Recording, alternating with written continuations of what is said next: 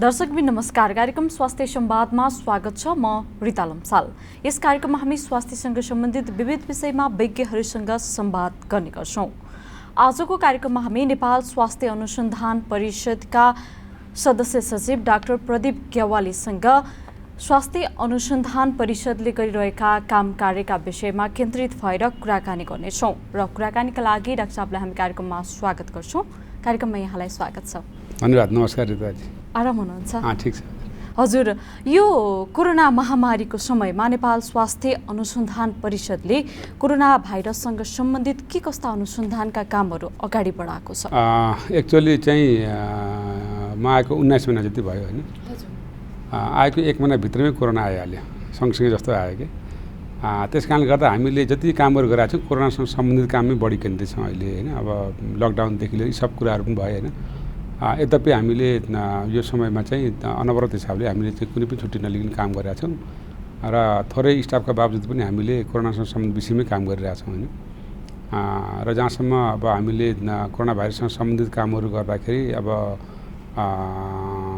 पहिलो चाहिँ त के भन्दा अघिल्लो आर्थिक वर्षमा नेपाल स्वास्थ्य अनुसन्धान परिषदलाई संक्रामक रोगको समेत अध्ययन गर्ने सक्षम निकायको रूपमा विकास गर्ने भनेको छ र हामी त्यसको आधारमा रणनीति बनाएर अवधारणा बनाएर काम गरिरहेछौँ र धेरै नै हामीले इन्फेक्सियस डिजिज सेन्टरसँगको हिसाबले फोकस गरिरहेछौँ।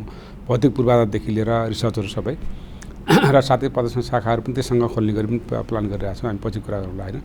र जहाँसम्म कोरोनासँग सम्बन्धित हामीले पहिला ल्याबहरूको अडिट गऱ्यौँ। सुरुमा भर्खर एउटा मात्र केस थियो हैन। नेपालभरिका ल्याब कस्ता थिए कोरोनासँग सम्बन्धित अडिट गऱ्यौँ, रिपोर्ट बुझायौँ। त्यस्तै इपिडेमोलोजिकल अडिट चाहिँ तपाईँको चाहिँ गएर नेसनल लेभलमा कोरोना कसरी फैलेको छ, क्वारेन्टाइनको मान्छेहरूको स्ट्याटस कस्तो छ हैन, देखि लिएर कोरोनालाई मान्छेले कसरी हेरेका थिए हैन, अथवा घरमा मान्छे गुम्सिएर बस्नु पर्दा उनको साइकोलोजिकल मेन्टल स्ट्याटस कस्तो भयो देखि लिएर अनलाइन सर्वेदेखि लिएर हामीले अलि पछि चाहिँ हामीले एसएमएस स्टडी गऱ्यौँ हैन। सोशल डिस्टेन्सिङ, मास्कको प्रयोग अनि सेनिटाइजको प्रयोग अत्यन्त पपुलर भयो। नेपाल सरकारले त्यसलाई फलो गर्यो हैन। यस्ता कामहरू गर्दै गयौँ र पछिल्लोचोटि कोरोनासँग सम्बन्धित चाहिँ हामी ड्रगै गऱ्यौँ, रेमडेसिभिर लगायतको प्लाज्मा थेरापी हामी काम गऱ्यौँ हैन। र अहिले चाहिँ हामीले भ्याक्सिन ट्रायलसँग सम्बन्धित इथिकल एप्रुभल दिएर त्यसको प्रक्रिया पनि अगाडि बढाइरहेको अवस्था छ हैन। र जहाँसम्म ड्रगको कुरा छ केही चाहिँ ड्रगको स्टडी पनि हामी गर्दैछौँ। जस्तै रिकभरी ट्रायल भन्ने छ अक्सफोर्ड विश्वविद्यालयको randomise evaluation of COVID-19 therapy. त्यसमा चाहिँ कोभिड-19सँग सम्बन्धित ड्रगहरूमा अहिले पछिल्लोचोटि हामीले हाई डोज स्टेरोइड, जुन यहाँहरू सबैले सुनेको छ, स्टेरोइड चाहिँ को प्रयोग चाहिँ राम्रो छ भन्ने कोभिडले देखाइसके पछाडि होइन थोरै डोज होइन अलि हाई डोजमा पनि राम्रो हुन्छ भनेर त्यो 20 मिलिग्राम जतिको डोजमा चाहिँ लिएर नेपालका विभिन्न अस्पताल हामी सुरु गर्दैछौँ र यसको राम्रो रिजल्ट आएको छ। र अहिले हामीले हेर्दाखेरि अन्तर्राष्ट्रिय लेभलको रिसर्च हो यो होइन। त्यसमा एसियाको रिसर्चमा हामी सबभन्दा अगाडि नै छौँ होइन। त्यो हाई डोज स्टेरोइड सम्बन्धी अक्सफोर्ड विश्वविद्यालयको होइन। यसरी हामी काम गरिरहेका छौँ र लेटेस्टमा अहिले एस्कट अस्ट्रेलियाको एस्कट एडाप्ट भन्ने त्यो चाहिँ एडाप्ट डिजाइनको त्यो पनि ड्रग ट्रायलको हिसाबले त्यो पनि काम गर्दैछ हामीले। हजुर, यसरी भएका अनुसन्धानको नतिजा कस्तो छ?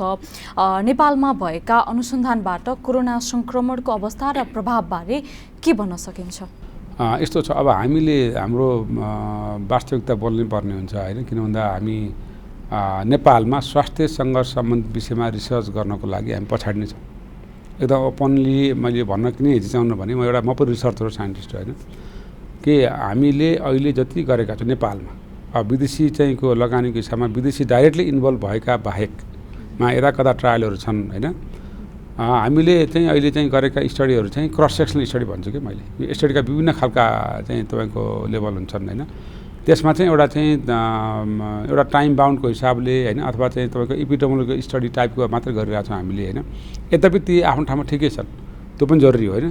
तर अब हामीले चाहिँ जबसम्म ऱ्यान्डमाइजेसन टाइपका आरसिटी भन्छौँ कि ऱ्यान्डमाइज कन्ट्रोल ट्रायल कुनै पनि विधामा गर्न सकिन्छ होइन। हरेक विधामा चाहिँ आरसिटी गर्न सकिन्छ। तपाईँ डिभाइसमा हेर्नुहोस्, कुनै पनि तपाईँको उत्पादन गर्ने कुराहरू होस्, ड्रगमा हेर्नुहोस्, भ्याक्सिनमा अलि भइरहेछ होइन। त्यो आरसिटी भ्याक्सिन नभएको भए हामीले भ्याक्सिन पाउँदैनौँ भन्दाखेरि यी सबै कुराहरूमा ऱ्यान्डमाइज चाहिँ तपाईँको कन्ट्रोल ट्रायल टाइपको चाहिँ उपचार पाउने र नपाउने अथवा तपाईँको कन्ट्रोल आर्म र नर्मल आर्म जुन भन्छ नि त्यो खालको चाहिँ कम्पेयर नगरिकन हामीले चाहिँ तपाईँको त्यो स्टडीबाट रिजल्ट निकाल्न सक्दैनौँ र त्यो रिजल्टको आधारमा मात्रै पोलिसीमा चेन्ज गर्ने गरी अन्य कुराहरू चाहिँ गर्न जानुपर्छ। त्यस कारणले गर्दाखेरि हामीले नीतिगत हिसाबले सुधार गर्नको लागि अब मोरभन्दा मोर एडभान्स स्टडी र त्यो खालको सेटअप र त्यसका लागि चाहिने म्यान पावरको पूर्वाधार विकास र उहाँहरूलाई ट्रेनिङहरू त्यो जबसम्म हामी गराउँदैनौँ तबसम्म चाहिँ तपाईँको रिसर्चको पार्टहरू अलिकति पछाडि नै छ। यो एकदम रियालिटी हो। र त्यसको पछाडि हुनुमा कारण अर्को के छ भने कल्चरको विकास गर्ने कुराहरू होइन। रिसर्चलाई एउटा मेडिकल पर्सनले कल्चरको हिसाबले एउटा त्यहाँ संस्कृतिको हिसाबले म रिसर्च गर्नुपर्छ। एउटा म मेडिकल पर्सन डाक्टर भएर बिरामी भएर जाँचिरहँदा होइन मैले हेरेका बिरामीहरूको मैले गरेका अपरेसनको अथवा मैले गर्ने हरेक कुरालाई मैले रेकर्डमा राख्नुपर्छ, डाटा राख्नुपर्छ, त्यसबाट म रिसर्च गर्नुपर्छ अनि त्यसको लागि म ट्रेन हुनुपर्छ भने जबसम्म चाहिँ त्यो संस्कृति विकास हुँदैन र हामीले त्यो खालको उहाँहरूलाई चाहिँ दिन सक्दैनौँ तबसम्म रिसर्च चाहिँ पछाडि नै छ भन्छौँ। र यद्यपि राम्रा काम पनि हुँदैछ होइन। अब मान्छेलाई चाहिँ जागरुक पनि हुँदैछ। अब मेडिकल पर्सनहरूमा अहिले अस्पताल बेसका रिसर्च गर्नुपर्छ भन्ने कुरा हामीले कोभिडबाट पनि सिक्यौँ। जब हामी रेमडेसिभिरको प्रयोग गऱ्यौँ त्यसमा चाहिँ विभिन्न अस्पताल इन्भल्भ भए, डाक्टर इन्भल्भ हुनुभयो, नर्सहरू इन्भल्भ भए होइन। त्यसले गर्दाखेरि एउटा चाहिँ एनएचआरसीले एउटा चाहिँ नाम पनि बाहिर गएको छ। त्यस कारणले गर्दा जबसम्म हामीले अस्पताल बेसका रिसर्च गर्दैनौँ, त्यहाँ इन्टरभेन्सन रिसर्च गर्दैनौँ होइन अथवा मोरभन्दा मोर एडभान्स रिसर्च गर्दैनौँ तबसम्म हामीले अलिकति पछाडि नै हुन्छ। र त्यसको लागि नीतिगत तहदेखि होइन मन्त्रालय नीतिगत तहदेखि अथवा सिनियरदेखि जुनियरसम्मलाई एउटा रिसर्च कल्चर विकास हुनुपर्छ। रिसर्चबाट आएका फाइन्डिङ होइन तथ्यलाई लिएर राज्यले पोलिसी चेन्ज गर्नलाई जुन एनएचआरसी बनेको, किन एनएचआरसी बनाएकै के हो भने एडभाइजरी हो नि त, सल्लाह लिनको लागि बनाएको। राज्यले स्वास्थ्य नीतिको अधीनमा रहेर पोलिसीमा गाइड गर, आफ्नै रणनीति बनाऊ र टोटल इन्डिपेन्डेन्ट काम गर होइन, स्वतन्त्र काम गर भनेर हामीले दिएको नि त। त्यस कारण त्यो स्वतन्त्र काम गर्ने वातावरण पनि बनाउनु पऱ्यो र हामीले पनि काम गर्नु पऱ्यो, लिन सक्नु पऱ्यो, दिनले पनि दिनु पऱ्यो। यी सब कुराहरूलाई अलिकति सिन्क्रोनाइज होइन हिसाबमा जाने खालको संस्कृति विकास भयो भने चाहिँ अलिक धेरै काम गर्न सकिन्छ र यद्यपि काम भएको छ, नभएको होइन। अलिकति कोर्डिनेसन अभाव पनि छ, त्यसलाई मिलाउनु पर्ने छ। हजुर, जस्तै रेमडेसिभिर औषधिको प्रयोगबारे, होम क्वारेन्टिनमा भएकाहरूको अवस्थाबारे पनि रिसर्च गरिएको छ भन्नुभयो। त्यसको नतिजा चाहिँ कस्तो खालको आयो? यस्तो छ, अब नतिजा त हामीले प्रकाशित गऱ्यौँ, मन्त्रालय दिँदै जान्छौँ होइन। त्यो हामीले अहिले पनि के गरेका छौँ, अहिलेसम्म हामीले के गर्यौँ तपाईँले सोधिहाल्नुभयो। एनएचआरसीले अहिलेसम्म कस्ता खालका रिसर्च गर्यो होइन, कस्ता खालका इथिकल हेऱ्यो होइन र त्यसको चाहिँ फाइन्डिङ के भयो र त्यसबाट राज्यलाई चाहिँ कति हामीले बेनिफिट भयो, राज्यले लियो कि लिएन भनेर स्टडी गर्दैछौँ। र त्यो अन्तर्गत हामीले अहिले कोभिड र नन कोभिड तयार गर्न लागिरहेका छौँ। त्यसले गर्दा कोभिडभित्र हामीले के रिपोर्ट निकाल्यौँ, त्यो रिपोर्टको चाहिँ तथ्यहरू के आयो र त्यसबाट चाहिँ तपाईँको राज्यलाई चाहिँ हामीले पोलिसीमा चाहिँ कति सपोर्ट गर्ने भन्ने खालका कुराहरू चाहिँ हामीले बनाउँदैछौँ। जहाँसम्म यहाँले सोध्नुभयो हामीले गरेको रिसर्चबाट फाइन्डिङ जुन छ नि, जस्तै अब पोजिटिभ नै फाइन्डिङ छ। जस्तै अब साइकोलोजिकल स्ट्याटस होइन अथवा चाहिँ त्यो खालको मान्छेहरू चाहिँ क्वारेन्टाइनमा बस्ने मान्छेहरूले जुन साइकोलोजिकल गुम्सिनु परेको थियो, हामी रिजल्ट दियौँ, स्वास्थ्य मन्त्रालयले भन्यो अनि यो चाहिँ लफडा छैन, रातिनु पर्दैन भन्ने खालको कुरा पनि बाहिर गयो। सोसल डिस्टेन्सिङ मास्कको प्रयोग हामी हेऱ्यौँ, त्यसअनुसार राज्यले पोलिसी बनायो। अब किटको पनि हामीले हेरेका थियौँ नि, जस्तै किटको चाहिँ तपाईँको प्रयोग चाहिँ सर्भिलेन्सको लागि मात्रै ठिक छ, क्वारेन्टाइनलाई मात्रै ठिक छ, यो डायग्नोसिस ठिक छैन हामीले भन्यौँ। त्यही नै राज्यले चाहिँ अङ्गीकार गरे भन्दाखेरि अलिकति नतिजाको हिसाबले काम गर्दैछ। जस्तै रेमडेसिभिर त्यो चाहिँ प्रयोग गर्दा त्यस्तो धेरै खासै त राम्रो छैन, ठिकै छ भन्ने खालको त्यो, यद्यपि त्यो राम्रो औषधि होइन होइन। त्यस्तो खालका रिसर्च पनि गऱ्यौँ भन्दाखेरि राज्यले एडप्सन गर्दैछ र त्यो स्टडी गर्ने भन्न सकिने कुराहरू छन्, हामी हेर्दैछौँ। हजुर, अघि भन्नुभयो खोपको क्लिनिकल ट्रायलका विषयमा पनि परिषदले स्वीकृति दिएको कुरा र त्यो विषयमा पनि अनुसन्धान हुँदैछ भन्नुभयो। खास गरी यो ट्रायलको कुरा चाहिँ अलिक विस्तृतमा बताइदिनु। आम पब्लिकले, मेडिकल पर्सन सबैले बुझ्ने कुरा के छ भने खोपको क्लिनिकल ट्रायल एनएचआरसीले गर्न लागेको होइन। यस्ता ठुल्ठुला लार्ज स्केल ट्रायलहरू चाहिँ तपाईँको एनएचआरसी आफैले गर्ने कुरा पनि हुँदैन, किन भन्दा त्यहाँ इथिकल कुराहरू छन्, सबै कुराहरू छन् होइन। र हामीले अहिले पछिल्लोचोटि के भनिरहेको छौँ, यद्यपि हाम्रो ऐनले दिन्छ, हामी गरिरहेको छौँ होइन। तर चाहिँ म के पछ्याउँछु अब भने अब चाहिँ गर्ने चाहिँ ठुल्ठुला ट्रायलहरू अब इन्स्टिट्युसन जन्मिनु पऱ्यो, संस्था जन्मिनु पऱ्यो, त्यस्ता खालका व्यक्ति जन्मिनु पऱ्यो होइन। ती संस्थाले अब चाहिँ ट्रायलहरू र एडभान्स रिसर्च गर्नु पऱ्यो। हामीले इथिकल रूपमा हेर्ने, मोनिटरिङ गर्ने, त्यसलाई व्यवस्थित गर्ने होइन, अथवा संस्थागत हिसाबले विकास गरिदिने, अथवा उहाँहरूसँग कन्सल्टेन्ट मिलाएर हामीले विज्ञहरूको चाहिँ तपाईँहरू सप्लाई गरेर होइन चाहिँ तपाईँको कन्सल्टेन्सी गर्ने, यस्ता कामहरू गर्न एनएचआरसीले गर्दा राम्रो हुन्छ। यद्यपि राष्ट्रिय अन्तर्राष्ट्रिय लेभल हामी गर्छौँ र अब बढी चाहिँ बढी बाहिरी हिसाबले त्यो पोलिसीमा गएर गरोस् भन्ने सोचाइ छ। र यहाँले जुन सोध्नुभयो होइन, त्यो भ्याक्सिनको ट्रायल चाहिँ अब हामीले इथिकल स्वीकृति दिएको, इथिकल बोर्डबाट आएका तथ्यलाई हेरेर हामीले चाहिँ साइन्टिफिक हिसाबले चाहिँ यो ठिक छ गर्न हुन्छ भनेर दिएको होइन। तर त्यो चाहिँ गर्ने भनेको जस्तै एउटा इन्टरनेसनल भ्याक्सिन इन्स्टिट्युट आइबिआईले चाहिँ तपाईँ गरिरहेको छ होइन। त्यसमा चाहिँ सानोफी पास्टरसँग, अमेरिकन कम्पनीसँग, त्यसमा चाहिँ धुलीखेल साइट छ, जस्तै तपाईँको टिचिङ साइट बन्दैछ अथवा चाहिँ नेपालगञ्ज साइट बन्दैछ। त्यो चाहिँ के हुन्छ भने लोकल साइट हुन्छ, त्यहाँ लोकल पिआईहरू हुन्छ, त्यो प्रिन्सिपल इन्भेस्टिगेटर टिम चाहिँ खडा हुन्छ र उनीहरूले गर्ने हो, उहाँहरूले गर्दै हुनुहुन्छ।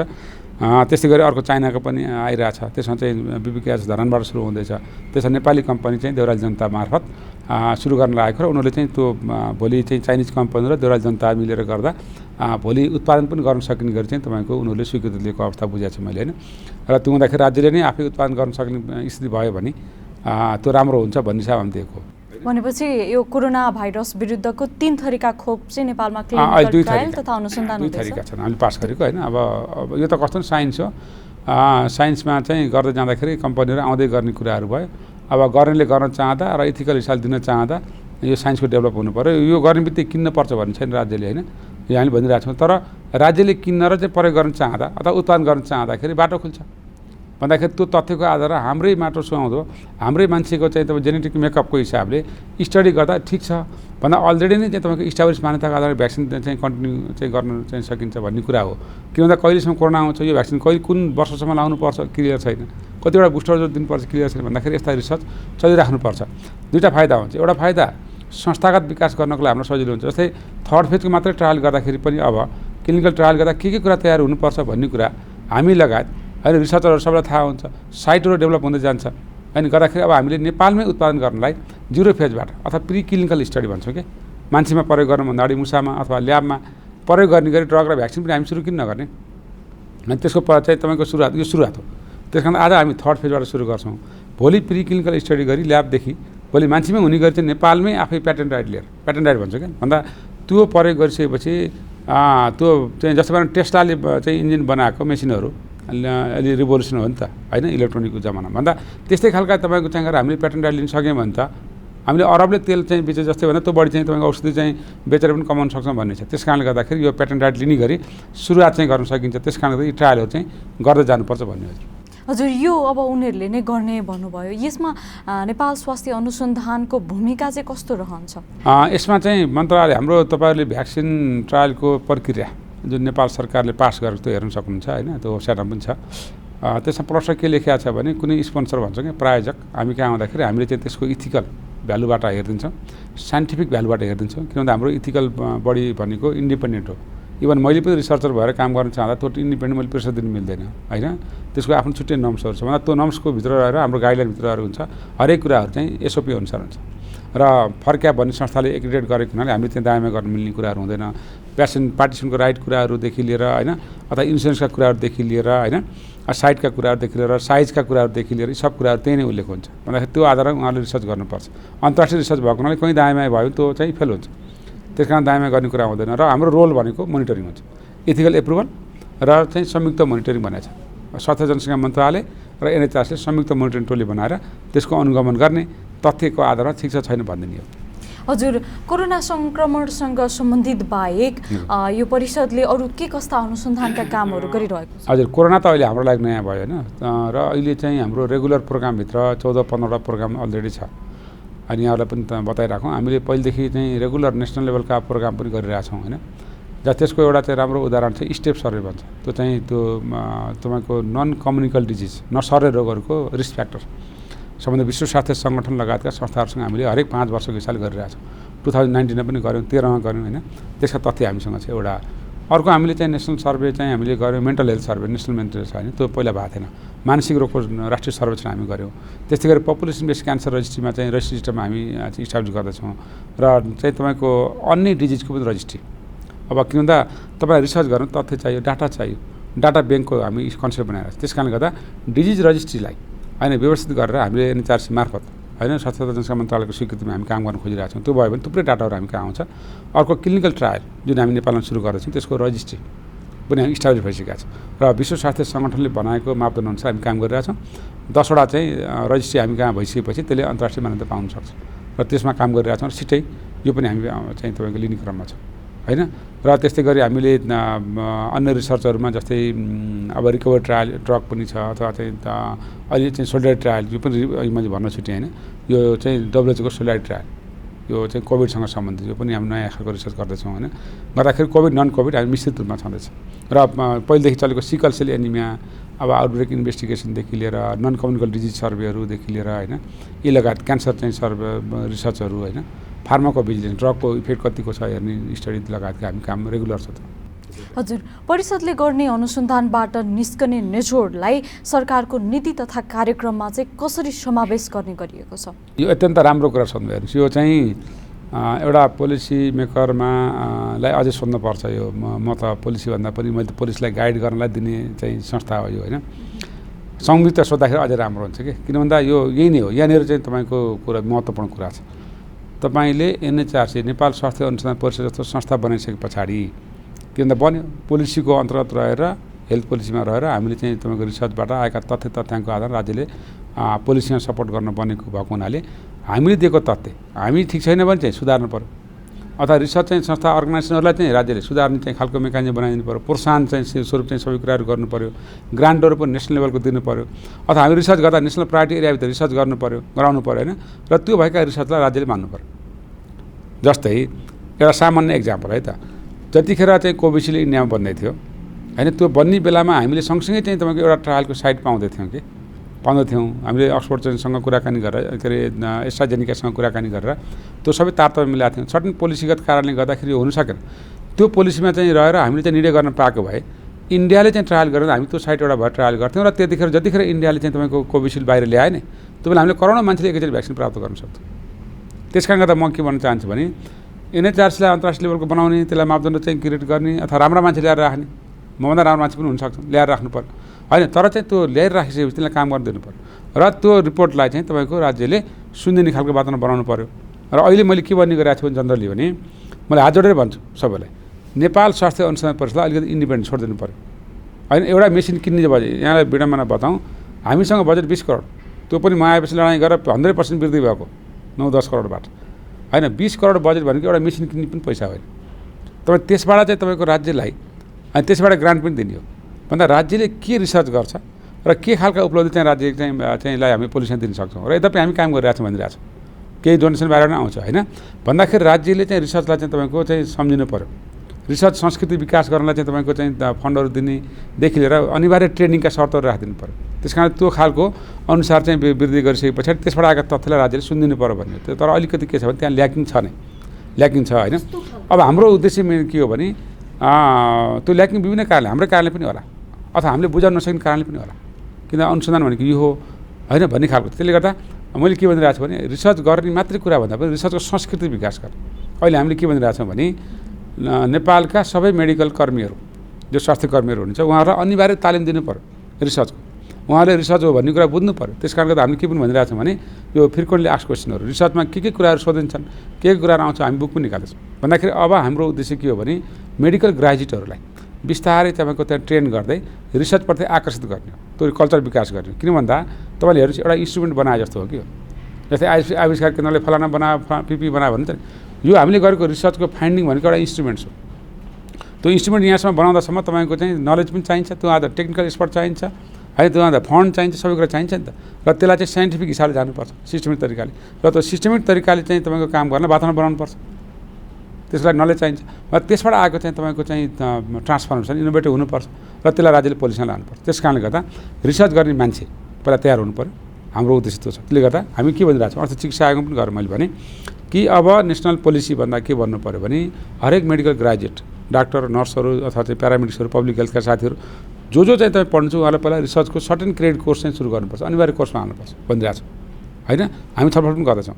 दोस्रो चाहिँ तपाईँको PG MD पढ्ने विद्यार्थीहरू जसले थेसिस गर्नुहुन्छ नि, थेसिस गर्ने विद्यार्थीलाई त्यो थेसिस गर्नुभन्दा अगाडि रिसर्चको बारेमा कम्तीमा प्रपोजल राइटिङ र डाटा म्यानेजमेन्टको उसले आफै चाहिँ तपाईँको डाटा खेलाउन सक्नु पर्ने।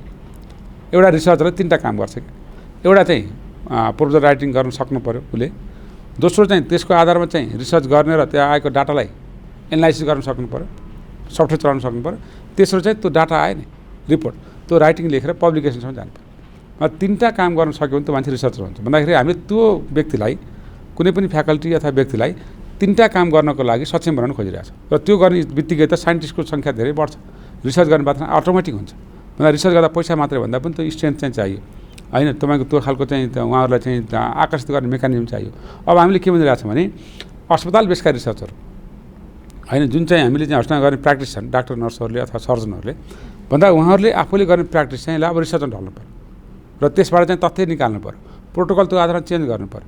र हामीले के भनिरहेको छौँ भने त्यो चाहिँ प्रोटोकल चाहिँ चेन्ज गर्न त्यो गर्न अलिकति फन्ड पनि चाहियो। फन्ड त्यहीँबाट जेनेरेसन पनि गर्न सकिन्छ भन्दाखेरि अब क्लिनिक धाउने जुन परिपाटी छ होइन, बिरामी चाहिँ कि बाध्यता पनि छ नि त। आज तपाईँ 50,000 तलबले मेरो चाहिँ तलब 50,000 52,000 छ भने 52,000 को तलबले एउटा डाक्टरले साँच्चै भन्नु भने परिवार कसरी पालन सकिन्छ होला? उसलाई चाहिँ त्यहीँभित्र बसेर होइन तपाईँको काम गरी वातावरण बनाइदियो भने उसले त्यहीँबाट इन्भेस्टमेन्ट गर्छ र उसले आफै लेखेका प्रपोजलबाट बजेट ल्याउन सक्छ होइन। भनेर त्यसरी चाहिँ तपाईँको खालको रिसर्चको प्रति चाहिँ आकर्षित गर्ने गरी प्रोग्राम ल्याउनुपर्छ भनिरहेको छौँ। र त्यो भयो भने मात्रै इन्स्टिट्युसन प्र्याक्टिस जुन सरकारले भनेको छ नि अहिले संस्थागत प्र्याक्टिस गर्ने मेकानिजम चाहिँ बन्न पनि सहयोग हुन्छ र मैले रिसर्चबाटै पनि केही पैसा आम्दानी गर्न सक्छु होइन। अस्पताल बेसबाटै बसेर अथवा चाहिँ क्लिनिक बेसबाट बसेर आज हेर्नुहोस् विश्वमा होइन तपाईँको इन्डियामा भनौँ न एउटा क्लिनिकमा काम गर्ने डाक्टरले नर्सले तपाईँको त्यहाँ बसेर हेरेका बिरामीबाट अन्तर्राष्ट्रिय लेभलका पेपर पब्लिस गरिरहेको छ। अनि त्यो खालको चाहिँ उनीहरूले बुझेर त्यो संस्कृति विकास भएको कारणले गर्दा हो। त्यसले गर्दा हामीले रिसर्च अहिले तत्काल गर्ने चाहिँ कुराहरू चाहिँ भन्दा पनि बढी यसको संस्कृति विकास गर्नलाई यो एकाडेमिकमा चाहिँ बढी जोड दिइरहेको छ र त्यसलाई चाहिँ ट्रेनिङ पार्टलाई बढी चाहिँ भन्दा बढी र विगत हामीले 29 वर्षको तुलनामा अहिले 1 वर्षमा हुन त भर्चुअलबाट पनि होला होइन कि हामीले चाहिँ 29 वर्षमा दिएका ट्रेनिङहरू मा चाहिँ 1 वर्षमा दिएको ट्रेनिङ त्योभन्दा बढी सङ्ख्याले पाए। हामीले एकदम म्याक्सिमम यसलाई प्रमोट गर्न खोजिरहेको छौँ होइन। त्यसको लागि नीति कहाँ छ खोजिरहेको छौँ र अर्को नीति खोजिरहेको हामीले के हो भने त्यो शिक्षा आयोगसँग पनि छ, टियुसँग छ, अन्त छ। जस्तै एउटा फ्याकल्टी बढाउनलाई पेपर बढाउनको लागि लेख्नेको लागि लेख्ने होइन पेपर अब साँच्चै रिसर्च गर्नु पऱ्यो त्यहीँभित्रै छ कि त्यहीँभित्रै छ। त्यो रिसर्च गर्ने बेलामा दुईवटा पेपर चाहिन्छ एसोसिएट प्रोफेसरलाई एकाडेमीको है। त्यो चाहिँ पेपर लेख्नको लागि उहाँहरूले लाई केही ग्रान्ट दिन सक्ने अवस्था भएको भए त र त्यसको मोनिटरिङ गर्ने अवस्था हुन्थ्यो भने त राम्रा पेपर निस्कन्थ्यो नि त। र त्यो पेपर चाहिँ साँच्चै साइन्टिफिक हिसाबले हाम्रो प्रायोरिटी एरियाभित्र परेको भए है नेसनल लेभलमा चाहिँ पोलिसी चेन्ज गर्न पनि सपोर्ट हुन्थ्यो। तर आजको भिडियोमा के छ भने म प्रोफेसर हुनुको लागि मैले 4वटा पेपर लेख्नुपर्छ र मलाई कसरी पेपर लेख्ने हो होइन, पिआईमा बस्ने हो कि अथवा कसैलाई भनसुन गर्ने हो कि होइन अथवा कहीँ ग्रान्ट खोज्न दौड्ने हो कि त्यस्तो खालको वातावरण छ भन्दाखेरि अब हामीले त्यसलाई चाहिँ तपाईँको पनि परिणत गर्नुपर्छ र त्यो रिसर्च साँच्चैका रिसर्च हुनुपर्छ भनिरहेको छ। हजुर भनेपछि अब त्यो भयो भने बल्ल अलिकति हामी विकास गर्न सक्छौँ भने। स्वास्थ्य अनुसन्धान परिषद आफै पनि सरकारी निकाय नै हो तर पनि अब यो स्वास्थ्य क्षेत्रका अनुसन्धानका विषयमा अझै सरकारको लगानी कम नै छ भन्नु? कम अझै नै धेरै कम छ नि। मैले अघि भर्खर भने एउटा 19 करोड 86 लाख मैले यहाँ पनि भने मेरो बजेट अथवा राज्यले त्यो अन्त जस्तै केही युजिसीले ग्रान्ट दिएको होला रिसर्चमा अथवा चाहिँ नासले केही हेल्थमा छ कि छैन होइन भनेर त्यो बाहेक त राज्यले रिसर्चमा लगानी त गरेको छैन नि त। हामीले जति रिसर्च गरेका छौँ केही विदेशी लगानीबाट अन्त केही हुँदा अथवा चाहिँ विद्यार्थीको पेपर बोर्डको लागि यस्तो खालको होइन कामको लागि थेसिस सम्बन्धी गरेका छ भन्दा अब हामीले के भनिरहेको छौँ भने लगानी एनएचआरसी चाहियो भनिरहेको छैनौँ। हामीले के भनिरहेको छौँ र भन्छौँ भने रिसर्चमा आउने लगानी सेन्ट्रलाइज हुनुपर्छ। चाहे विदेशीले दिन लगानी होस् चाहे राज्यले दिन लगानी होस् चाहे त्यो तपाईँको प्रदेश लेभलमा हुने चाहिँ रिसर्चका चाहिँ बजेटहरू हुन् होइन अथवा चाहिँ युजिसीले बाँड्ने युनिभर्सिटी ग्रान्ट कमिसनले बाँड्ने चाहिँ रिसर्चका बजेटहरू यी सबै अब सेन्ट्रलाइज सिस्टमबाट चाहिँ तपाईँको चाहिँ केन्द्रीकृत हुनुपर्छ र ती रिसर्चका चाहिँ तपाईँको प्रायोरिटी एरियाभित्र पर्नु पऱ्यो। जस्तै एनएचआरसीले बनाएको गाइडलाइन अथवा प्रायोरिटी एरिया छैन भने चाहिँ अझै हामी छलफल गर्नुपर्छ होइन। हामी गर्न तयार छौँ र त्यो खालको छ होइन। विश्वविद्यालयसँग बस्न तयार छौँ, शिक्षा आयोगसँग बस्न तयार छौँ, प्रदेशसँग हामी बसिरहेको अवस्था छ भन्दाखेरि तपाईँहरूले गर्ने रिसर्चहरू हामीले बनाएको प्रायोरिटी एरियाभित्र पारौँ भन्ने र रिसर्च दिँदाखेरि हामीले मात्रै गर्ने भन्दा पनि अब ग्रान्ट दिने सेन्टर अफ एक्सिलेन्सेसहरू बनाऊ होइन। युजिसीले दिएका ग्रान्ट एनएचआरसीले बाँड्ने ग्रान्ट अथवा नासले दिने ग्रान्टमा तपाईँको एकरूपता छ कि छैन, डुप्लिकेसन छ कि छैन अथवा प्रदेशले बाँड्ने रिसर्चका पैसाहरू ग्रान्टमा डुप्लिकेसन छ कि छैन अब त्यो हेर्नु जरुरी छ र त्यसलाई सेन्ट्रलाइज सिस्टममा जाने खालको स्थिति हुने भने अडिट पनि हुनसक्छ। किन तपाईँको रिसर्च मात्रै गरेर भएन नि आएका पैसा खर्च भएको पैसाको अडिट पनि गर्नुपर्छ भनिरहेको छ र त्यो अडिट कसरी हुन्छ भने सेन्ट्रलाइज सिस्टमबाट हुन्छ होइन र सेन्ट्रल नीतिबाट हुन्छ। त्यस कारणले गर्दा हामी के खोजिरहेको छौँ अहिले भने खोजिरहेको अवस्था छ कि विश्वविद्यालयसँग कसरी चाहिँ तपाईँको टाइप गर्ने, युजिसीसँग चाहिँ कसरी टाइप गर्ने, किन यो त काउन्सिल हो नि त कि यो चाहिँ ठिक छैन भनिदिनु पऱ्यो होइन भने यसलाई चाहिँ प्रमोट गरिदिनु पऱ्यो। त्यसले गर्दा हामीले के भनेको छ भने यसले आफै रिसर्च गर्नुभन्दा पनि राष्ट्रिय अन्तर्राष्ट्रिय केही विषयमा बाहेक रिसर्च गर्नुभन्दा यसले स्पेसल्ली पोलिसी बनाउने र यसका मोनिटरिङ गर्ने कामहरूतिर लाग्नुपर्छ भनिरहेको छौँ। विभिन्न विश्वविद्यालयसँग सहकार्य गर्दै विभिन्न संस्थासँग सहकार्य गर्दै होइन रिसर्च गर्नलाई प्रोत्साहन गर्ने हामीले।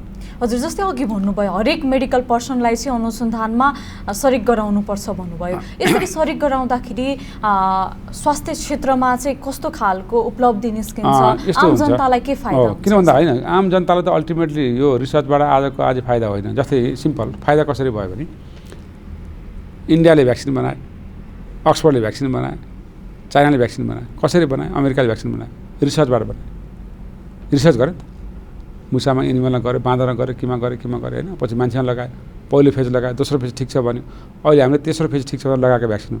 यद्यपि रिसर्च चलिरहेछ होइन, रिसर्च अझै चल्दैछ कहाँनिर भने लगाइसकेपछि त्यो भ्याक्सिन कस्तो खालको एन्टिबडी निस्क्यो, त्यो एन्टिबडी कहिलेसम्म रह्यो, भाइरस इन्फ्लुएन्जा एन्टिबडी हो कि होइन, अथवा मान्छेमा लगाइसकेपछि त्यो रियल एन्टिबडी चाहिँ उसले निकाल्ने मान्छेको शरीरले सक्षम छ कि छैन, लाइफ टाइम दिन्छ दिँदैन भन्ने खालको क्वेसन अनुत्तरित छ नि त। यी बारेमा रिसर्च हुन्छ भन्दा त्यो नगरेको त हामी भ्याक्सिन लगाउनु पाउँथेनौँ नि त होइन। यसैबाट चाहिँ जनतालाई पत्ता चाहिँ फाइदा भयो नि त, हेर्दा टाइम लाग्यो होइन। त्यस्तै गरी चाहिँ तपाईँको अहिले अनियन्त्रित हिसाबले होइन, हापाचाड हिसाबले कोभिडका औषधि भन्दै बाहिर बजारमा बेच्दै, आयुर्वेदिकदेखि लिएर अरू औषधि होइन पनि चाहिँ बिना चाहिँ तपाईँको तथ्यको आधार हामी दिइरहेछौँ नि त।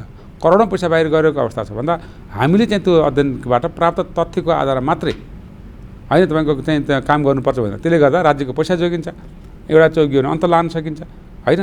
भन्दाखेरि चाहिँ त्यो पैसा चाहिँ सदुपयोग चाहिँ ठाउँमा हुनु पर्यो भन्ने नि हो। त्यस कारण तथ्य खोजौँ पहिला, तथ्यबाट आएको चाहिँ प्रमाणको आधारमा मात्रै त्यसलाई चाहिँ पोलिसीमा चाहिँ सपोर्ट गर्ने गरी जाउँ भन्ने नि हो। त्यस कारणले गर्दा यसलाई चाहिँ तपाईँको इम्पावर गर्नुको कुनै विकल्प छ। हजुर, परिषदले अनुसन्धान गरेका अनुसन्धानका आधारमा चाहिँ दिएको सुझाव अनुसार स्वास्थ्यका नीति तथा कार्यक्रमहरू बनेको कतिको पाउनु भएको छ? मैले अहिले पनि थोरै जोडेँ होइन। अब मैले चाहिँ एक्ज्याक्ट चाहिँ तपाईँको यो अध्ययन गरेर भन्ने कुराहरू छ, हामी अध्ययन गर्दैछौँ होइन। तर के छ भन्दा केही त अब हामीले दिएको कुरा चाहिँ भइरहेको छ, नहुँदो कुरै छैन। जस्तै बेला बेला मन्त्रालय हामीले भनिरहेको छ के गर्ने चाहिँ भएर आउँछ होइन। त्यो सुझावको आधारमा हामीले चाहिँ डकुमेन्ट पठाउँछौँ, तथ्य पठाउँछौँ होइन।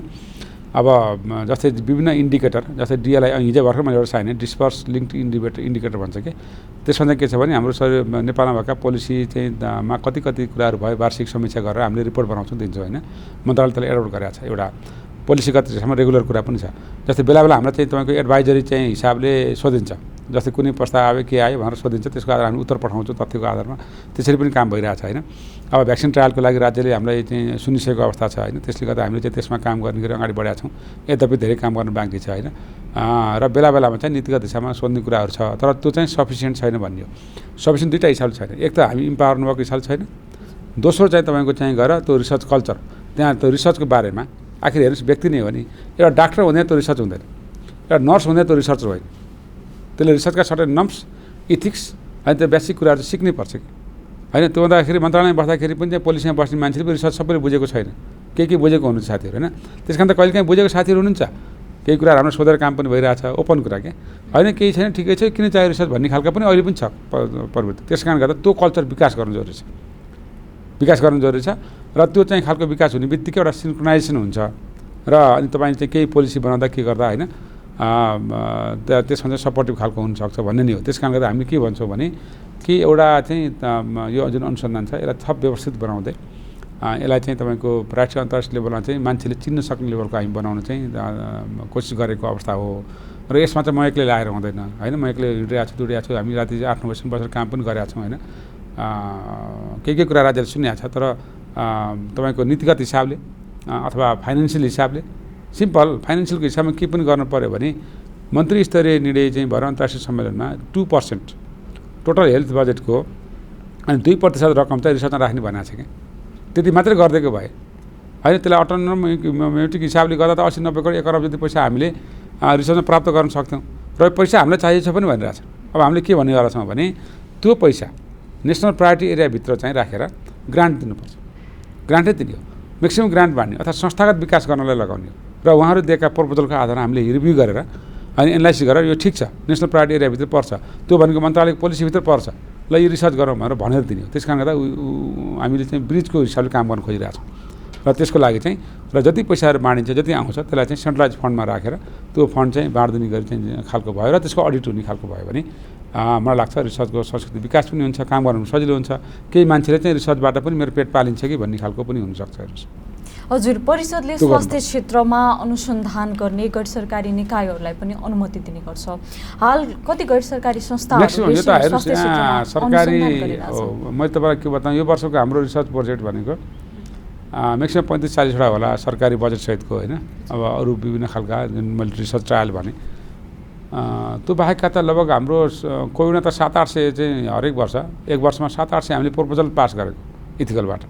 यद्यपि केही विद्यार्थीका प्रपोजल पनि छन् आफ्नो ठाउँमा छैन, केही नन इन्टरभेन्सन पनि छ भन्दा ठुल्ठुला रिसर्च प्रपोजल पनि हामीले पास गरेका छौँ।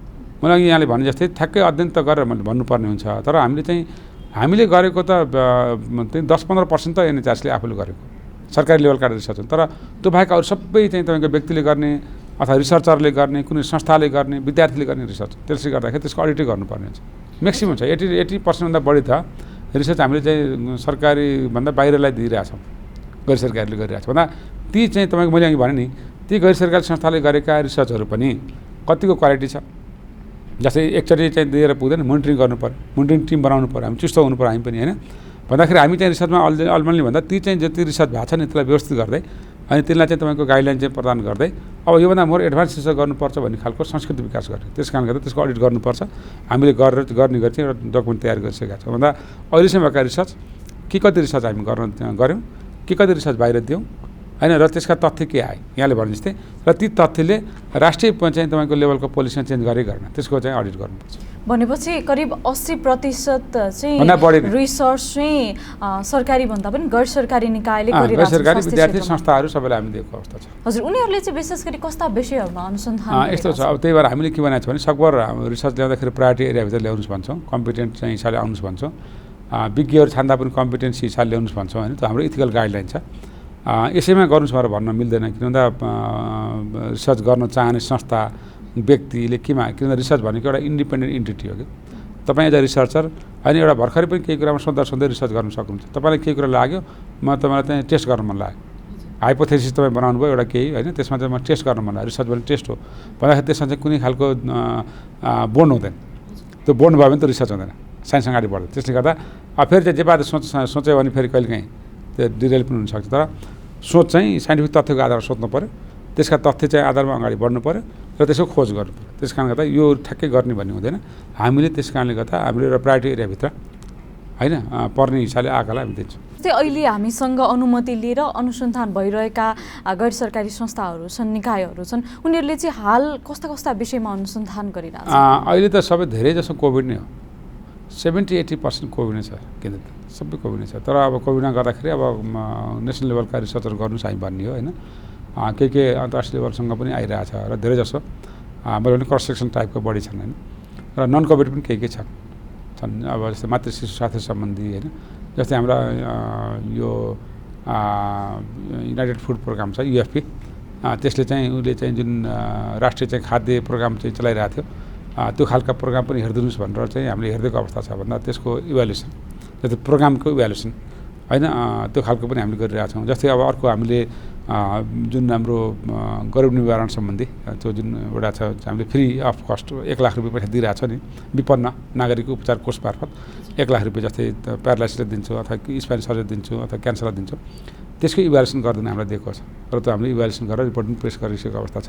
गर्दाखेरि यस्ता खालका चाहिँ प्रोग्रामका इभ्यालुएसन गर्ने होइन खालका पनि हामीलाई काम आइरहेका छन्, त्यसले गर्दाखेरि कामको हाम्रो दायरा बढ्दैछ।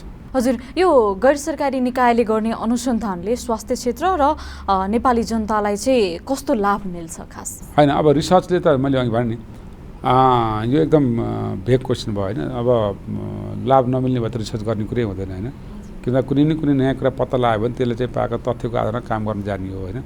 अब हामीले तपाईँ भने जस्तै त्यो अडिट गर्ने कुराहरू पनि छ, कति कामहरू भयो कति भएन, कति राज्यले लियो होइन, यो सबै कुराहरू चाहिँ हामीले अगाडि बढाइसकेको अवस्था छ। म तपाईँलाई अर्को इन्टरभ्यूमा भन्न सक्ने अवस्था हुन्छ होइन। तर चाहिँ यो राष्ट्रिय निकायले गरे पनि गैर सरकारले गरे पनि आखिर त रिसर्चै गर्ने हो। हाम्रै प्रायोरिटी एरियाभित्र गर्दाखेरि केही न केही तथ्य आउँछ नै होइन, त्यो आएको तथ्यलाई चाहिँ लिनुपर्छ। अब अहिले चाहिँ धेरै विडम्बना के छ भने पेपर बोर्डको लागि रिसर्च गरेर चाहिँ तपाईँको साइन्टिफिक पब्लिकेसन गर्नको लागि धेरै रिसर्चहरू चाहिँ ओपन छ, केही बजेट आउँछ, केही रिसर्च गरिन्छ तथ्य, किन धेरै चाहिँ रिसर्चरहरू चाहिँ मान्छेहरू चाहिँ एकदम एक्टिभ चाहिँ भएर लागेको अवस्था छैन होइन। उहाँहरूले चाहिँ कल्चर विकास गर्दैछौँ हामी, गर्दाखेरि चाहिँ पेपर बोर्ड हुनको लागि अथवा चाहिँ तपाईँको चाहिँ गएर केही तपाईँको पब्लिकेसनको लागि धेरै रिसर्चहरू भएका छन् ओपनली भन्दा। तर अब हाम्रा रिसर्चहरू चाहिँ पेपर पब्लिकेसन गर्ने कुराहरू त भइहाल्छ नि, त्यो इस्यु होइन, ठुलो कुरा भएन। अन्तर्राष्ट्रिय लेभलमा पब्लिकेसन हुनु पऱ्यो, हाम्रो जर्नल पनि विकास गर्नु पऱ्यो, इम्प्याक्ट फ्याक्टर बढाउनु पऱ्यो भनिरहेको छौँ भन्दाखेरि ती चाहिँ रिसर्च चाहिँ मोर चाहिँ प्रायोरिटी एरियाभित्र पर्नु पऱ्यो र त्यो कम्ती केही न केही पोलिसी ल्याउन जानु पऱ्यो भन्ने खालको छ। त्यस कारणले गर्दा अब गर्ने के हो भने रिसर्चको संस्कृति विकास गर्दा गर्दै रिसर्चका पार्टहरूलाई सेन्ट्रलाइज गर्नुपर्छ। जस्तै एउटै तपाईँको चाहिँ हेडिङमा 5वटा रिसर्चरले काम गर्न खोज्नुहुन्छ भने त्यसलाई एक ठाउँ ल्याउनु पाइयो भने त एउटा ठुलो रिसर्च पनि हुन्छ र अझै चाहिँ तपाईँको लार्ज स्केलमा काम गर्न सकिन्छ भन्ने। त्यस कारणले गर्दा हामी त्यसको खोजीमा छौँ कि त्यसको खोजिरहेको छौँ र अब हामी त्यसरी नै अगाडि बढ्नुपर्छ भन्ने पक्षमा छौँ। हजुर, नागरिककै स्वास्थ्यलाई मध्यनजर गर्दै परिषदले अनुसन्धान केन्द्रित गरेको छ कि छैन? नागरिक त अब हामीले गर्ने हरेक अब के भन्दा स्वास्थ्य नीतिमा रहेर हामी काम गर्ने चाहिँ संस्था भएको हुनाले त्यो त प्रत्यक्ष हिसाबले नभए पनि अब प्रत्यक्ष नागरिक लाग्यो, नागरिक प्रत्यक्ष पनि छ नि। प्रत्यक्ष त अब जस्तै कोभिडको लागि प्रत्यक्ष देखियो होइन, किन रिसर्चको फाइन्डिङ आजको भोलि नआउने हुँदा आज स्टडी गरेको 2 वर्ष 3 वर्ष पनि रिसर्च फाइन्डिङ आउन सक्छ। त्यस कारणले गर्दा हेर्दाखेरि परोक्ष देखिन सक्छ, तर रिसर्चको फन्डा के हो भने आज गरेको तथ्यले होइन भोलिलाई तपाईँको पोलिसी बनाउन सपोर्ट हुन्छ, अथवा तत्कालै पोलिसी पनि चेन्ज गर्ने गरी पनि जान सकिने गर्दाखेरि दुईटै कुराहरू छ कि रिसर्चको इमिडिएट फाइन्डिङबाट तत्काल गर्ने चाहिँ तपाईँको चेन्ज, अथवा चाहिँ तपाईँको लेट फाइन्डिङबाट आएका तथ्यलाई लिएर तपाईँको फर्दर पोलिसी चेन्ज गर्ने कुराहरू द्याट इज इम्पोर्टेन्ट। जस्तै मानौँ अब भ्याक्सिनको मानौँ अब हामीले इफिकासी हेर्दैछौँ, भ्याक्सिन त लगायौँ 4-5 कम्पनी लगाइसक्यौँ, फाइजर पनि आउनु थालिसक्यो होइन, भन्दाखेरि ती कम्पनी लगाउँदा सबैले राम्रो भनिरहेछ, सबैको डकुमेन्ट 70-80% 90% आइरहेछ भन्दाखेरि हाम्रो लेभलमा हामीले लगाए भ्याक्सिनहरू चाहिँ को एन्टिबडी कहिलेसम्म रहन्छ, कस्तो प्रकृति छ, कुन क्वालिटीको छ, अथवा भ्याक्सिन लगाइसकेपछि हाम्रो शरीरले चाहिँ एन्टिबडी उत्पादन गर्न सक्ने खालको भयो कि भएन हामीले हेऱ्यौँ भने त अनि त्यो त हाम्रो चाहिँ कुन भ्याक्सिन ठिक छ छैन पछि पोलिसी बनाउनु पर्छ सपोर्ट भन्दाखेरि अब यही कुरा गरौँ न भनेपछि त्यो चाहिँ त भोलि पोलिसीलाई सपोर्ट भयो आजै चाहिँ नभए पनि अनि त्यसको चाहिँ तथ्यबाट भोलि पोलिसीमा चाहिँ हामीले चाहिँ कुन भ्याक्सिनलाई चाहिँ इस्टाब्लिस गर्ने नेपालमा यस भोलि मानौँ कोरोना भ्याक्सिन चाहिँ तपाईँको चाहिँ इस्टाब्लिस भएर आउँदा यो त भोलि कहिलेसम्म ल्याउनुपर्छ, रुटिन भ्याक्सिन बन्यो भने कुन भ्याक्सिन लगाउने त भन्नको लागि हाम्रो तथ्यको आधारमा पनि हामी जान सक्छौँ नि त। सधैँ विदेशीले चाहिँ पठाएको चाहिँ तथ्यको आधारमा अनि तथ्य हेरेर यो यति पर्सेन्ट उसको ठिक छ यो ठिक छ भनेको आधारमा हामी चल्ने कि अब हाम्रो हिसाबमा पनि जाने। हामीले के भनिरहेको छौँ भने चाहे ड्रगका कुरा गरौँ, चाहे भ्याक्सिनका कुरा गरौँ, चाहे नयाँ इन्टरभेन्सन कुरा गरौँ भन्दा हामीले चाहिँ प्रयोग गर्ने चाहिँ तपाईँको सामानहरू, हामीले प्रयोग गर्ने औषधिहरू, हामीले प्रयोग गर्ने भ्याक्सिनहरू र हामीले उपचार गर्ने कुराहरू हस्पिटल प्र्याक्टिसहरू प्रोटोकलहरू हाम्रो डिजाइनअनुसार किन नगर्ने त? हाम्रो उद्देश्य त्यो। त्यस कारणले गर्दा अब हामीले त्यसमा लबिङ गर्नुपर्छ। त्यो भयो भने मात्रै चाहिँ तपाईँको कुराहरू चाहिँ भन्न सकिन्छ। नत्र अहिले के छ WHO GMP सर्टिफाइड फलानु US FDA भन्दा हामी त त्योभन्दा त मुखमै झुन्याएको त। ठिक छ, त्यो ठिक छ, उहाँहरूले गरेको ठिक छ, तर त्यो भनिरहँदाखेरि हामी चाहिँ सधैँ पछाडि परेको कुरा हामी बिर्सिरहेको छौँ। त्यस कारणले गर्दा USA नेपाल FDA भन्नु पऱ्यो, अब नेपाल FDA भन्नु पऱ्यो। अब यो मुलुकमा डिभाइस ट्रायल नगर्ने, कोरोना आएको बेलामा हामीले एउटा जाबो ब्यागिङ जुन चाहिँ मान्छेलाई चाहिँ त्यो भेन्टिलेटर मेसिनमा राख्नु अगाडि मेसिन चाहिँ नहुँदा हातले गर्छ नि ब्यागिङ, त्यो ब्यागिङ गर्ने अटोमेटिक मेसिन आउँदा हामीले रिसर्च गर्न सकेनौँ। साथीहरूले भेन्टिलेटर मेसिन बनाएर रुँदै कराएमा कहाँ आउनुभयो, हामी उद्योग मन्त्रालयमा दौड्यौँ, काउन्सिलले चाहिँ ओके भन्यो, तर नीतिगत अभावको कारणले गर्दाखेरि त्यो मेसिन प्रयोग गर्न पाइएन। अब हामीले डिभाइस ट्रायलहरू एकजना साथीले भन्दै हुनुहुन्थ्यो त्यो ल्याप्रोस्कोप मेसिन चाहिँ गर्ने चाहिँ त्यो एउटा हेर्ने दूरबिन हुन्छ नि, त्यो दूरबिन बनेको छ डाक्टर साहब अध्ययन गरिदिनु पर्यो भन्नुभयो। त्यसमा मैले के भनेँ भने ठिक छ दूरबिन पनि राखेर एउटा हेरेर अपरेसन गर्ने, अर्को चाहिँ तपाईँको नर्मल दूरबिन अर्कै दूरबिनले गर्ने, एउटा नयाँ र पुरानो कम्पेरिटिभ के गर्न सकिन्छ ल्याउनु हेरौँ भनेको छ। भन्दाखेरि अब त्यस्ता खालका पनि हामी गर्नु पऱ्यो नि त।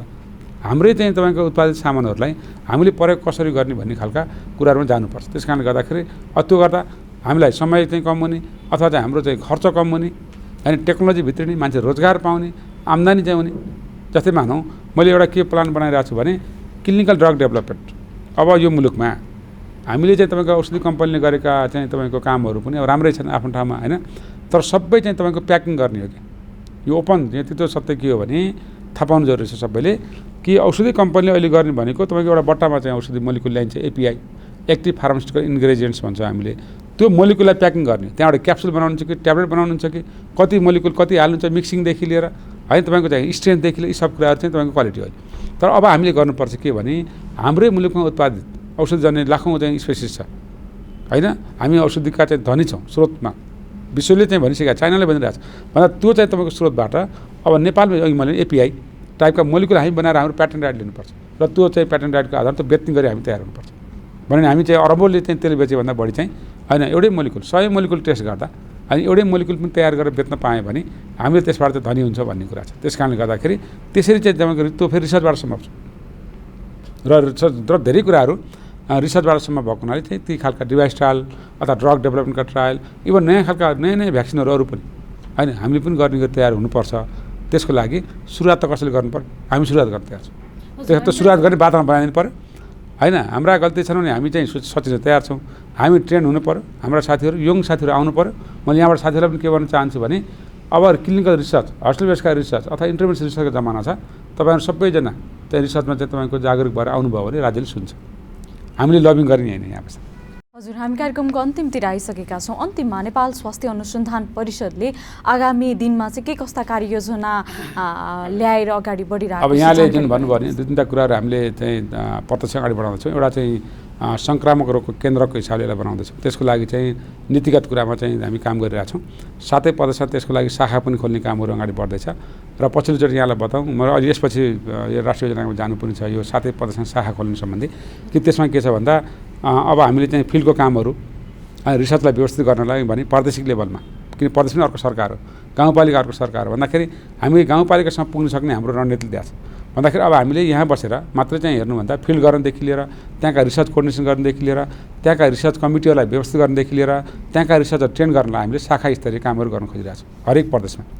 त्यस कारण गर्दा प्रदेश स्तरीय नीति के हामीले बनाउनु पर्ने छ र त्यहाँभित्रका चाहिँ इम्पावर गर्ने, त्यहाँका बजेटलाई एकरूपता ल्याउने, ग्रान्टहरू व्यवस्थित गर्ने, यी सब कामहरू एउटा शाखा खोल्ने कामहरू अन्तिम चरणमा पुगिसकेका छ। म दसैँ खान नै सुरु गर्न लागेको थिएँ, दसैँ तिहार बिचमा हामीले केही न केही गर्छौँ होइन।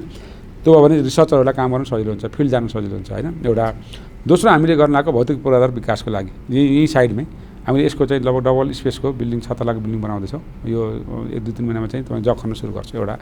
अर्को कुरा चाहिँ हामीले यो कामको लागि जग्गा प्राप्ति पनि गर्दैछौँ। जस्तै तिलोत्तमा नगरपालिकाले जग्गा 2 बिघा जग्गा दिइसकेको अवस्था छ। धुलीखेलले चाहिँ विभिन्न नगरपालिकासँग कोर्डिनेसन गरेर हामीलाई चाहिँ 150 रुपियाँ जग्गा दिइसकेका छ होइन। 1 नम्बर प्रदेशले दिइसकेका छ भने जग्गा व्यवस्थापन पनि हामी काम गर्दैछौँ। तेस्रो हामीले गर्न खोजेको काम के हो भने अब क्लिनिकल ड्रग डेभलपमेन्टको लागि भने त्यसको लागि चाहिँ biomedical research lab, advance research lab अथवा जेनेटिक ल्याबहरू होइन, तपाईँको त्यो मोरभन्दा मोर एडभान्स टाइपका रिसर्च ल्याबहरू चाहिँ हामीले चाहिँ त्यो कोलाबोरेसनमा गर्ने गरी अर्को कुरा चाहिँ सेन्टर अफ एक्सिलेन्सेस बनाउने गरी जस्तै धुलीखेल अथवा टिचिङ हुनसक्छ अथवा शुक्राज ट्रपिकल हुनसक्छ, आर्म पुलिस फोर्स हुनसक्छ, यी सबै खालका संस्थाहरूलाई काठमाडौँ बाहिर होइन त्यो सेन्टर बनाउने। गङ्गालाल छ हामीसँग, कान्ति छ, हामीले गरिसकेका छ एग्रिमेन्टहरू। त्यो खालको चाहिँ सेन्टर बनाउने गरी काम गर्दैछौँ होइन। त्यो चाहिँ त्यही म्यान पावर त्यही छ, त्यहाँ बिरामी छ, त्यहाँ स्पेस छ, हामीले चाहिँ खास प्रमोट गर्ने कुराहरू त्यो खालको गर्दैछौँ। सेन्टर अफ एक्सिलेन्सेस त्यो बनाउने र अर्को हामीले चाहिँ एउटा एकाडेमिक पनि जोड्न खोजिरहेको छौँ कि बोर्डले निर्णय गरिसकेका छ जहाँ एकाडेमिक त्यहाँ चाहिँ अनुसन्धान, जहाँ एकाडेमिक त्यहाँ विकास होइन, त्यो खालको छ नि त। त्यसले गर्दाखेरि हामीले रिसर्चलाई सँगसँगै एकाडेमिक जोड्न चाहन्छौँ। त्यसले गर्दा हामीले आफैले एकाडेमिक पुरा गर्नुभन्दा हामीले के सोचिरहेको छौँ भने सामान्य एक्जाम्पल एउटा मानव प्रोजेक्ट आयो, त्यो प्रोजेक्ट चाहिँ मानव टियुको भयो अथवा केयुको भयो अथवा नाम्सको भयो, कुनै एउटा हुनसक्छ अथवा विदेशी पनि त्यसमा हुनसक्छ संस्थाहरू कि त्यो प्रोजेक्ट चाहिँ तपाईँको चाहिँ लागि हामी रिसर्च अफिसर माग्छौँ PhD ग्रान्टको लागि। अफिसर भएर हाम्रो प्रोजेक्टमा काम गर्छ, डिग्री उसले चाहिँ तपाईँको विश्वविद्यालयबाट लिन्छ भन्दाखेरि त हामीसँग त 4 वर्ष PhD गर्ने चाहिँ फ्याकल्टी विद्यार्थी एउटा प्रोजेक्टलाई आउनु भयो नि त। अथवा एउटा पुरा प्रोजेक्ट नसक्दासम्म त्यो विद्यार्थी भएर बस्ने भयो, उसले चाहिँ सर्टेन पैसा पनि पाउने भयो र चाहिँ एउटा चाहिँ फाइन्डिङको हिसाबले नेसनल प्रायोरिटीमा चाहिँ हामीले रिसर्च पनि गराउनु पायौँ। त्यसले गर्दा एकाडेमिक त्यसरी जोड्ने भनेर लगाइरहेको छौँ। त्यसमा चाहिँ विभिन्न सङ्घ संस्थाहरूसँग हाम्रो चाहिँ प्रत्यक्ष कुराकानी भइरहेछ र त्यसको पनि नीति लेख्दैछौँ होइन। ड्रग डेभलपमेन्टमा चाहिँ प्री क्लिनिकल स्टडीदेखि लिएर क्लिनिकल स्टडीको प्लान पनि हामी गर्दैछौँ भन्दाखेरि यी सबै कुराहरू र अर्को मोर इम्पोर्टेन्टली अस्पताल बेसका रिसर्चलाई व्यवस्थित गर्नको लागि क्लिनिकल इन्टरभेन्सन स्टडीहरू अथवा हस्पिटल बेस्ड स्टडीहरू त्यसको लागि क्लिनिकल रिसर्च युनिट होइन, अस्पतालमा रिसर्च युनिटहरू बनाएर रिसर्चरहरू व्यवस्थित गरेर उहाँलाई ट्रेन गर्दै त्यहाँ चाहिँ सर्टन बजेटहरू त्यहाँ राख्दै ल्याउँदै होइन र हामीले चाहिँ सकिने ठाउँ पनि राखिदिने होइन अथवा उहाँले पनि ल्याउने आन्तरिक फन्ड जेनेरेसन गर्ने सब कुराहरू गर्ने गरी हामीले प्रोत्साहन गर्न खोजिरहेको छौँ। हजुर, कार्यक्रममा समय दिनुभयो, समय र संवादका लागि यहाँलाई धन्यवाद। थ्याङ्क यू भेरी मच, यहाँलाई धेरै धन्यवाद। हजुर दर्शकबिन आजको कार्यक्रममा हामीले नेपाल स्वास्थ्य अनुसन्धान परिषदका सदस्य सचिव डाक्टर प्रदीप घेवालीसँग कुराकानी गर्यौं। आगामी दिनमा पनि स्वास्थ्यसँग सम्बन्धित विषयमा कुराकानी गर्नको लागि विज्ञ संघको साथमा उपस्थित हुनेछु। आजलाई बिदा दिनुहोस्, नमस्कार।